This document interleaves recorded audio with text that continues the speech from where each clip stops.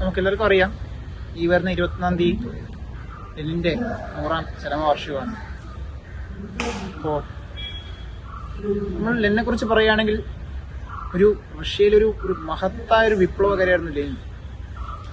ബോൾഷെവിക്കുകളെ സംഘടിപ്പിച്ച് ഒരു Bolshevik revolution നടത്തുകയും നമുക്കെല്ലാവർക്കും അറിയാം, റഷ്യ സാർ ചക്രവർത്തിയുടെ ഏകാധിപത്യ ഭരണത്തിന് കീഴിൽ തകിടം മറിഞ്ഞു കിടന്നൊരു സമയത്താണ് ഇതേപോലെ ലെനിൻ അവിടേക്ക് വരികയും ഒരു ബോൾഷെവിക്കുകളെ സംഘടിപ്പിച്ച് ഒരു വിപ്ലവം സംഘടിപ്പിക്കുകയും അതുവഴി അദ്ദേഹം ഭരണത്തിലേറുകയും ചെയ്യുന്നത്.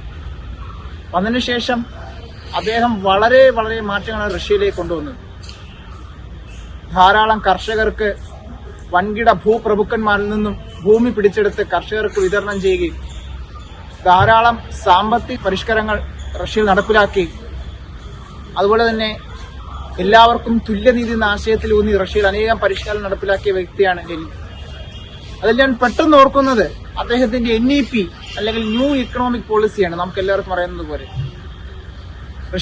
നമുക്കറിയാം, സാർ ചക്രവർത്തി ഭരിച്ചു മുടിച്ച് റഷ്യ തകർത്തപ്പോൾ റഷ്യയുടെ സാമ്പത്തിക അവസ്ഥ വളരെ തകർന്ന നിലയിലാണെന്ന് കണ്ടുകൊണ്ട് അദ്ദേഹം പെട്ടെന്ന് ഒരു തീരുമാനമെടുക്കുകയും അതിൽ നിന്നും പിറവിയെടുത്തൊരു മാറ്റമാണ് ന്യൂ എക്കണോമിക് പോളിസി.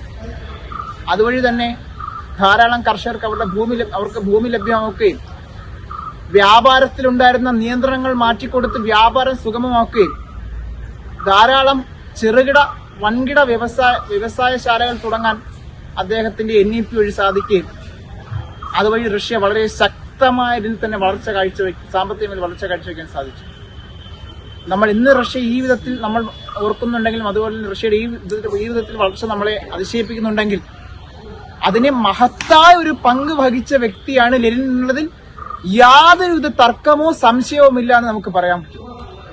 അപ്പോ അന്നൊരു വിപ്ലവകാരി റഷ്യക്ക് ഉണ്ടായത് കൊണ്ടാണ് റഷ്യ ഇന്നും അതേപോലെ തന്നെ ഇപ്പോൾ പല സമരങ്ങളിലും നമുക്ക് ആ ഒരു വിപ്ലവത്തിന്റെ ആ ഒരു ഓർമ്മ നമ്മുടെ മനസ്സിലേക്ക് വരികയും ലെനിനെ പോലുള്ള വ്യക്തിയുടെ പ്രചോദനം കൊണ്ടാണ് നമ്മൾ പല കാര്യങ്ങളും നേടിയെടുക്കാനും സാധിച്ചത്. അപ്പോ അദ്ദേഹത്തിനെ ഒരിക്കൽ കൂടി സ്മരിച്ചുകൊണ്ട് ഞാൻ എന്റെ വാക്കുകൾ അവസാനിപ്പിക്കുന്നു.